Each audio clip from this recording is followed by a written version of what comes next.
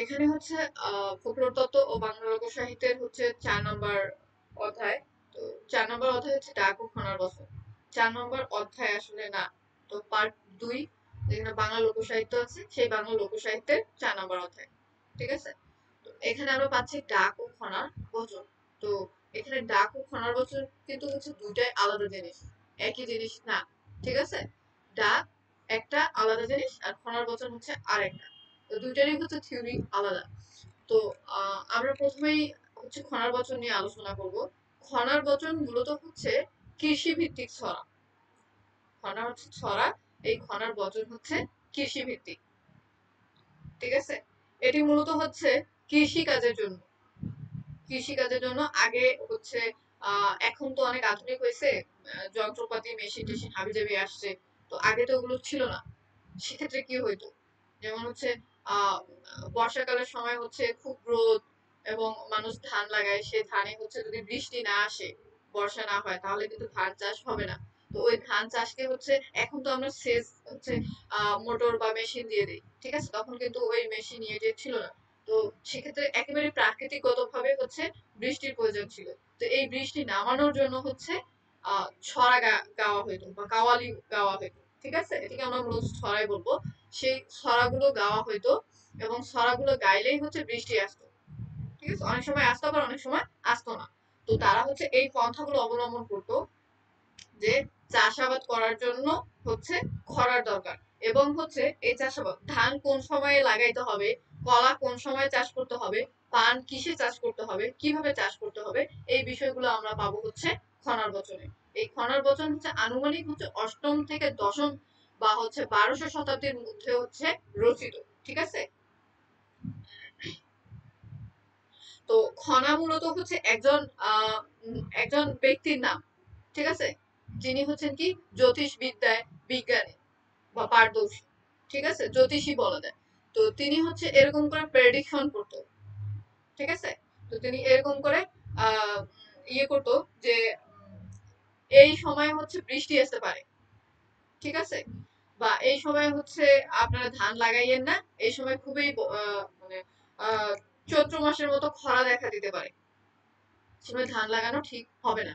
তিনি হচ্ছে এরকম করে অনুমান করতো যে এই সময় এটা হবে সেটা হবে। তো তার কথাগুলো অবশ্য অনেক সময় হচ্ছে যে ঠিক হইতো, সঠিক হইতো।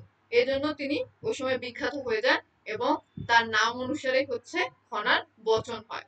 তো তিনি একজন হচ্ছে মহিলা। ঠিক আছে। তো খনা নাম্নী জ্যোতির্বিদ্যায় পারদর্শী এক বিদুষী বাঙালি নারীর রচনা এই ছড়াগুলো। তিনি একজন বিদুষী এবং বাঙালি নারী এবং জ্যোতির্বিদ্যায় তিনি পারদর্শী। ঠিক আছে। তো এখানে বলা হয়েছে যে অজস্র খনার বচন যুগ যুগান্তর ধরে গ্রাম বাংলার জনজীবনের সাথে মিশে আছে। তো জনশ্রুতি আছে যে খনার নিবাস ছিল অধুনা পশ্চিমবঙ্গের উত্তর 24 পরগনা জেলার বারাসাত সদর মহকুমার দেউলিয়া গ্রামে। এটি হচ্ছে খনার, খনা যেখানে ছিলেন, যেখানে তার জন্ম, সেই স্থানের নাম এখানে দেওয়া হয়েছে।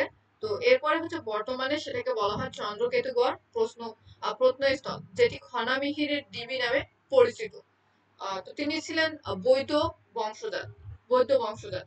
তো এমনকি তিনি রাজা বিক্রমাদিত্যের সভার নবরত্নের দশম সদস্য ছিলেন বলে কথিত। সেই তৎকালীন সময়ে হচ্ছে রাজা বিক্রমাদিত্য ছিলেন এবং তার সভার হচ্ছে তিনি একজন সদস্য ছিলেন এবং দশম সদস্য ছিলেন, যেটা উল্লেখযোগ্য। ঠিক আছে। তো বরাম মিহির বা বড়ু রুচি এর পুত্র মিহির তার স্বামী ছিল বলে কিংবদন্তি কথিত আছে। এবং এই খনার যে বিয়ে হয়েছে এবং তার স্বামীর নাম হচ্ছে মিহির। ঠিক আছে, তিনি একজন কিংবদন্তি। তো এই রচনাগুলো 5 ভাগে বিভক্ত। আমি একটু আগে বললাম যে আসলে কি কি কাজের জন্য এগুলোকে খনার বচনগুলো ব্যবহার করা হয়। একটি হচ্ছে কৃষি কাজের প্রথা ও কুসংস্কার। তো ওই সময় ওগুলোকে সবাই খুবই মান্য হিসেবে মেনে নিত, কিন্তু আমরা এখন বলতেছি সেটা হচ্ছে কি কুসংস্কার। ঠিক আছে। তো কৃষিকাজ ফলিত জ্যোতির্বিজ্ঞান, আবহাওয়া জ্ঞান এবং হচ্ছে শস্যের যত্ন সম্পর্কিত উপদেশ। তো আমরা নিচে হচ্ছে পাবো হচ্ছে খনার বচনের কিছু উদাহরণ, যেমন 16 চাষে মূলা, তার অর্ধেক তুলা, তার অর্ধেক ধান, বিনা চাষে পান। এখন আপনারা বুঝতে পারতেছেন এখানে কি বলা হয়েছে। মূলা চাষের জন্য 16 চাষ দরকার, তারপর হচ্ছে তার অর্ধেক মানে 8 চাষে হচ্ছে তুলা চাষ করা যায়, তার অর্ধেক 4 চাষে হচ্ছে ধান চাষ করা যায়, এবং পান হচ্ছে বিনা চাষে করা যায়, পান চাষ করার জন্য কিন্তু কোনো চাষ করতে হয় না। তো এগুলো হচ্ছে খনা, খনা মানে খনায় হচ্ছে এগুলো হচ্ছে রচিত করছেন, এবং মূলাটা লাগানোর জন্য কতটা চাষ দরকার এটি খনাই বলছেন। এর আগে কিন্তু আর অন্য কেউ বলেন নাই, এটা রচিয়তা হচ্ছে খনা। তো কৃষিকাজের যে নিয়ম কানুন গুলো আছে এগুলোকে খনার বচন বলা হয়, এবং এগুলো রচিয়তা হচ্ছে নিজস্ব নিজেই খনা। ঠিক আছে, তিনি জ্যোতিষ। তো এখানে বলছে, তো 16 দিন চাষ করার পর সেই জমিতে মূলা চাষ করলে ভালো জাতের ফলন পাওয়া যায়। তো তুলা লাগানোর জমিতে 8 দিন চাষ করতে হবে। ধানের জমিতে 4 দিন চাষ করে ধান লাগালে ফলন ভালো পাওয়া যায়। পানের জমিতে চাষের প্রয়োজন নেই। এটা আসলে এখানে বিশ্লেষণ করা হয়েছে। তো এখানে বলছে যে আগে খাবে মায়ে, তবে পাবে পয়ে, কলা রুইয়ে না কোটো বাদ, তাতেই কাপড় তাতেই ভাত। তো এটা মূলত আসলে কি বোঝাচ্ছে? এটি মূলত বোঝাচ্ছে যে কলার গাছকে একবার কলা হলে কি কি করা হয়? শুধু কলা কাটা হয় না, কলার পরে গাছটাকে কেটে দেওয়া হয়। কলার গাছটাকে কেটে দেওয়ার পরে কিন্তু ওখানে যে শিকড়টা থাকে, এটাকে এখানে বলতেছে আঞ্চলিকভাবে মুড়া। সেই মুড়াটা হচ্ছে কি করে? ওই মুড়াটা কিন্তু আমরা কেটে ফেলি না, ওই মুড়াটা থেকে কিন্তু আরো গাছ বের হয়। ঠিক আছে? তো তিনি বলছেন যে আপনারা কলা কাটেন, ঠিক আছে, কলার গাছ কাটেন, কিন্তু কলার মুড়াটা কাটিয়েন না, সেখান থেকে হচ্ছে কি হবে, আবার হচ্ছে কি হবে, কলা বের হবে। তো তাই বোঝাইছে যে এখানে তাতেই কাপড় তাতেই ভাত, মানে তাতেই আপনি ওখান থেকে আবার কাপড়ও পাচ্ছেন, মানে ওখান থেকে আমরা কলাও পাচ্ছি, আবার ওখান থেকে ভাতও পাচ্ছি। মানে একবার কলা পাচ্ছি, শেষ, আরো একবার আমরা কলা পাচ্ছি। ঠিক আছে, এটা একটা। তারপর এখানে বলছে, যদি বর্ষে আগুনে রাজা গায় মাগনে। তো অর্থাৎ এখানে অঘ্রাণে আর মাগনে মানে ভিক্ষাবৃত্তির কথা বোঝাতে ব্যবহৃত হয়। অর্থাৎ যদি অঘ্রাণে বৃষ্টিপাত হয়, তো রাজারও ভিক্ষাবৃত্তির দশা অকাল অবস্থায় পতিত হওয়াকে বোঝায়। তো রাজার আসলে ভিক্ষাবৃত্তি কেন হবে? কারণ অঘ্রাণে যদি হচ্ছে ধান চাষ করা হয়, সেখানে আহ ধান চাষ না, মূলত এখানে হচ্ছে অঘ্রাণে যদি হচ্ছে কোনো চাষাবাদ করা হয়, যে চাষাবাদে আসলে বৃষ্টির প্রয়োজন নাই। ঠিক আছে, তো ওই ওই সময় ওই চাষাবাদ করলে তখন দেখা যাবে যে খুব বেশি বৃষ্টিপাত হচ্ছে, বৃষ্টিপাতে হচ্ছে চাষাবাদ কি হবে, নষ্ট হয়ে যাবে। ঠিক আছে, তো আমরা যদি বলি যে ওই সময় যদি আমরা কোনো ধরেন হচ্ছে আহ ফুলকপি লাগানো হয়েছে, বা হচ্ছে বাঁধাকপি লাগানো হয়েছে, বা হচ্ছে শাক চাষ করা হয়েছে, কিন্তু ওগুলোর জন্য তো খুব বেশি পানির দরকার হয় না। তখন অঘ্রাণে যদি লাগানো হয় তাহলে দেখা যাবে যে খুব বেশি বৃষ্টিপাত হচ্ছে, অনাবৃষ্টি হচ্ছে, তার কারণে কিন্তু ফসল নষ্ট হয়ে যাবে। আর একটা রাজ্যের মধ্যে ফসল যখন নষ্ট হয়ে যায়, তখন কিন্তু হচ্ছে রাজার কি হয়, ভিক্ষাবৃত্তি দশা হয়। ঠিক আছে, তো এটা পাইলাম আমরা খনার বচন। ঠিক আছে, এরপর আমরা পাবো হচ্ছে ডাক। তো খনার বচন এবং ডাকের বচন দুটাই আলাদা। তো এখানে ডাকের কথা মূলত হচ্ছে কি, ডাক পুরুষের কথা নামেও পরিচিত। ঠিক আছে, ডাক তার বচনকে ডাকর কথা বলেছেন, চাকমা ভাষায় যা ডাকর কথা নামে পরিচিত। তবে ডাক নামে কোনো ব্যক্তি ছিল কিনা তা জানা যায় না। তো আমরা কিন্তু খনার বচনে পাইছি যে খনার বচনে কিন্তু একজন ব্যক্তি আছে, একজন জ্যোতিষী আছে, যিনি তিনি কি করছেন, ওই খনার বচনগুলো কি ছড়াগুলো তিনি তৈরি করছেন। ঠিক আছে, এবং তিনি নির্দেশনা দিচ্ছেন। আর ডাকের বচনে কিন্তু আমরা কোনো হচ্ছে ব্যক্তিকে পাচ্ছি না, এখানে ব্যক্তিবিহীন, যেহেতু ওই সময় মানে মৌখিক ছিল, বিধান ছিল, লৌকিক ছিল না, এজন্য এখানে কোনো ব্যক্তি নেই, আমরা কোনো ব্যক্তিকে পাচ্ছি না। তাই ডাক বলা যায় সাধারণ মানুষের সৃষ্টি। ডাক কিংবা খনার বচনের কোনোটি লিখিত রূপ নেই, এগুলো কিন্তু আসলে মৌখিক, এখন এসে লিখিত হয়েছে। আহ মুখে মুখে প্রচলিত ছিল। ঠিক আছে, তো অসমীয়া ডাক ধ্বনিতে ডাকের কথার 11টি প্রকরণের কথা বলা হয়েছে, যথা জন্ম প্রকরণ, রন্ধন প্রকরণ। তো আমরা এখানে ডাকের বচনে আসলে কি পাচ্ছি? ডাকের বচনে আমরা পাচ্ছি জন্ম প্রকরণ, জন্ম নিয়ে আমরা এখানে পাবো। রন্ধন প্রকরণ আমরা পাবো, নীতি প্রকরণ পাবো, বৃষ্টি লক্ষণ পাবো, গৃহিণী লক্ষণ। মানে এখানে ডাকের বচনে আসলে আমরা 11টা বিষয় পাচ্ছি। আর ওখানে খনার বচনে আমরা 5টা পাইছি, এখানে ডাকের বচনে আমরা পাচ্ছি 11টা। যেটা হচ্ছে আপনার রন্ধনও হতে পারে, আবার হচ্ছে বর্ষা লক্ষণও হতে পারে, গৃহিণী লক্ষণ মানুষের ক্ষেত্রেও হতে পারে। ঠিক আছে, তো এরকম এখানে 11টা দেওয়া আছে।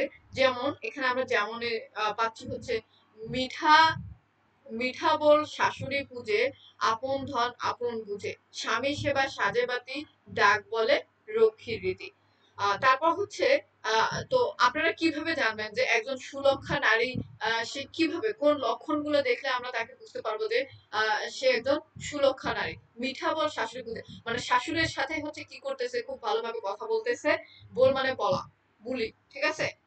শাশুড়ির সাথে ভালোভাবে কথা বলে। তারপর নিজের ধন নিজেই বুঝে, নিজের ধন যে সম্পত্তির ব্যাপার আছে সেগুলো নিজের সংসারকে বুঝে এবং স্বামীর সেবা করে, সাজে আবার বাতি দেয়, সন্ধ্যায় আবার বাতি দেয়, ডাক বলে লক্ষ্মীর রীতি, ঠিক আছে? তো যে নারীর মধ্যে এই গুণাবলীগুলো পাওয়া যাবে সে হচ্ছে সুলক্ষণা নারী, ঠিক আছে? এরপর বলতেছে কুলক্ষণা নারী, এগুলো যদিও কুসংস্কার। তো এখানে বলতেছে কুলক্ষণা নারী আসলে কি? তো নিয়র পোখরে দূরে যায়, পথিক দেখিয়া আউড়ে চায়, হাসিয়া চায় আর দৃষ্টি, ডাক বলে সেই নারী নষ্টি, ঠিক আছে? তো এখানে বলতেছে আহ এখানে অলক্ষণা নারী বলতে বোঝাচ্ছে যে একজন মানুষ যাচ্ছে, সে মানুষকে দেখে কি করতেছে, মহিলাটা আর চোখে তাকাচ্ছে এবং সে কি করতেছে, হাসতেছে। তো এটা বোঝাচ্ছে কি, যে সে নারী হচ্ছে কুলক্ষণা নারী। তার মধ্যে, যার মধ্যে এই লক্ষণগুলো আপনারা পাবেন তাকে আপনারা মনে করবেন যে সে কুলক্ষণা নারী। কিন্তু এগুলোর আসলে এখন কোনো উল্লেখযোগ্য ভূমিকা নেই, ঠিক আছে? তো এরপর এখানে বলা হয়েছে যে তিব্বত ভাষায় ডাক শব্দের অর্থ প্রজ্ঞাপান। তো নেপালে প্রাপ্ত বজ্র ডাকতন্ত্রে বাংলা ডাকের বচনের মতো অনেকগুলো বচন রয়েছে। আবার নেপালের ডাকার্ণব তন্ত্রের বচনের সাথে বাংলা ডাকের বচনের ভাষাগত বিশেষ সাদৃশ্য আছে। তো তিব্বতী ভাষায় ডাকার্ণব মানে জ্ঞান সাগর। তো এখানে প্রশ্ন আসতে পারে যে ডাকার্ণব মানে কি? ডাকার্ণব মানে হচ্ছে জ্ঞান সাগর, যেখানে আপনারা বিভিন্ন রকমের জ্ঞান পাবেন। তো এখানে আমরা একটা জ্ঞান পাইছি, মানে আমরা বুঝতে পারছি যে সুলক্ষণা নারীকে আমরা কিভাবে চিনবো, ঠিক আছে? তো সুলক্ষণা নারীর লক্ষণ এগুলো, কুলক্ষণা নারীর লক্ষণ এগুলো, ঠিক আছে? তো এরপর রন্ধনের ক্ষেত্রে এরকম হচ্ছে আপনার ছড়া আছে, সেটা পড়লেই আপনারা বুঝতে পারবেন। তারপর হচ্ছে আবার হচ্ছে জ্যোতিষবিদ্যা, কৃষিবিদ্যা, তারপর হচ্ছে রন্ধন শৈলী তো বললামই। তো এগুলো হচ্ছে 11টা যে 11টা যে এখানে হচ্ছে উল্লেখযোগ্য 11টা বিষয় আছে, ওই বিষয়গুলো যে ভাগ আছে 11টা, ওই 11টা ভাগে যখন আপনারা এরকম ছড়াগুলো জানবেন তখন তো এটা বিশাল জ্ঞান নিজের মধ্যে চলে আসবে। এজন্য হচ্ছে ডাককে হচ্ছে তিব্বতী ভাষায় আবার ডাকার্ণব বলা হয়। এই ডাকার্ণব মানে আমরা বাংলায় অর্থ পাচ্ছি জ্ঞান সাগর, ঠিক আছে? তো হরপ্রসাদ শাস্ত্রী ও দীনেশচন্দ্র সেনের মতে ডাকার্ণব বাংলা ভাষার আদি গ্রন্থ। তো এটি কৃষি, জ্যোতিষশাস্ত্র, গণশাস্ত্র, বৈবাহিক জীবন সংক্রান্ত প্রজ্ঞাবচনের সমাহার। তো ডাকের কথা সমসাময়িক জ্ঞান ও অভিজ্ঞতার অভিযোজন। ডাকের বচনগুলো লোকাচার ভিত্তিক, যেমন হচ্ছে এই যে এগুলো, ঠিক আছে? তাহলে আমরা পাইলাম ডাক ও খনার বচন আসলে কি এবং এটার মধ্যে কি কি পার্থক্য আছে, ঠিক আছে?